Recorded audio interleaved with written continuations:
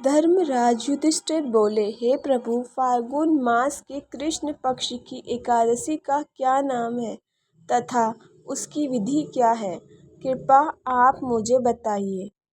श्री कृष्ण भगवान बोले, हे राजन, फाल्गुन मास के कृष्ण पक्ष की एकादशी का नाम विजया एकादशी है।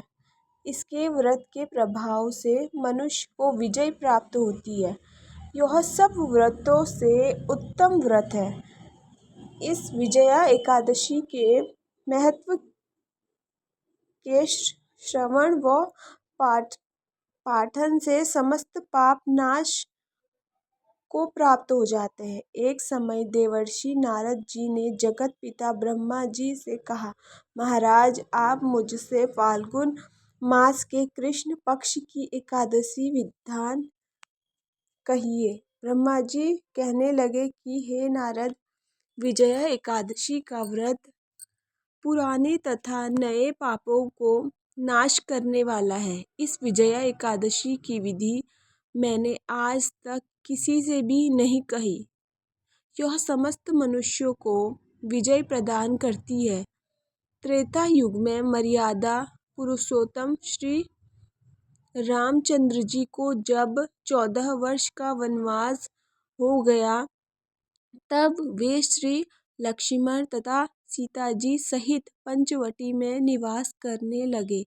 वहां पर दुष्ट रावण ने जब सीता जी का हरण किया, तब इस समाचार से श्री रामचंद्र जी तथा लक्ष्मण अत्यंत व्याकुल हुए और सीता जी की खोज में चल दिए। घूमते घूमते जब वे मरणासुर जटायु के पास पहुँचे, तो जटायु उन्हें सीता जी का वृत्तांत सुनाकर स्वर्गलोक चले गए। कुछ आगे जाकर उनकी सुग्रीव से मित्रता हुई और बाली का वध किया। हनुमान जी ने लंका में जाकर सीता जी का पता लगाया और उनसे श्री रामचंद्र जी और सुग्रीव की मित्रता का वर्णन किया। वहां से लौटकर हनुमान जी ने भगवान राम के पास आकर सब समाचार कहे। श्री रामचंद्र जी ने वानर सेना सहित सुग्रीव की संपत्ति से लंका को प्रस्थान किया। जब श्री रामचंद्र जी समुद्र के किनारे पहुँचे, तब उन्होंने मगरमच्छ आदि से युक्त उस अगाध समुद्र को देखकर लक्ष्मण जी से कहा कि इस समुद्र को हम किस प्रकार से पार करेंगे। श्री कृष्ण लक्ष्मण ने कहा, हे पुराण पुरुषोत्तम, आप आदि पुरुष हैं, सब कुछ जानते हैं। यहाँ से आधा योजन दूर पर कुमारी द्वीप में वग्दालभ्य नाम एक मुनि रहते हैं। उन्होंने अनेक ब्रह्मा देखे हैं। आप उनके पास जाकर इसका उपाय पूछिए। लक्ष्मण जी के इस प्रकार के वचन सुनकर श्री रामचंद्र जी वग्दालभ्य ऋषि के पास गए और उनको प्रणाम करके बैठ गए। मुनि ने भी उनको मनुष्य रूप धारण किए हुए पुराण पुरुषोत्तम समझकर उनसे पूछा कि हे राम, आपका आना कैसे हुआ। रामचंद्र जी कहने लगे कि हे ऋषि, मैं अपनी सेना सहित यहाँ आया हूँ।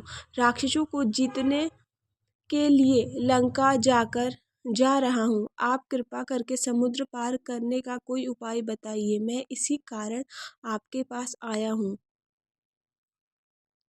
वग्दालभ्य ऋषि बोले कि हे राम, फाल्गुन मास के कृष्ण पक्ष की एकादशी का उत्तम व्रत करने से निश्चय ही आपकी विजय होगी। साथ ही आप समुद्र भी अवश्य पार कर लेंगे। इस व्रत की विधि यह है कि दशमी के दिन स्वर्ण, चांदी, तांबा या मिट्टी का एक घड़ा बनाएं। उस घड़े को जल से भरकर तथा 5 पल्लव रख वेदिका पर स्थापित करें। उस घड़े के नीचे सतंजा और ऊपर जौ रखें। उस पर श्री नारायण भगवान की स्वर्ण की मूर्ति स्थापित करें। एकादशी के दिन स्नानादि से निवृत्त होकर धूप दीप नैवेद्य नारियल आदि से भगवान की पूजा करें। उसके पश्चात घड़े के सामने बैठकर दिन व्यतीत करें और रात्रि को भी उसी प्रकार बैठे रहकर जागरण करें। द्वादशी के दिन नित्य नियम से निवृत्त होकर उस घड़े को ब्राह्मण को दे दें। हे राम, यदि तुम भी इस व्रत को सेनापतियों सहित करोगे तो तुम्हारी विजय अवश्य होगी। श्री रामचंद्र जी ने ऋषि के कथानुसार इस व्रत को किया और इसके प्रभाव से दैत्यों पर विजय पाई।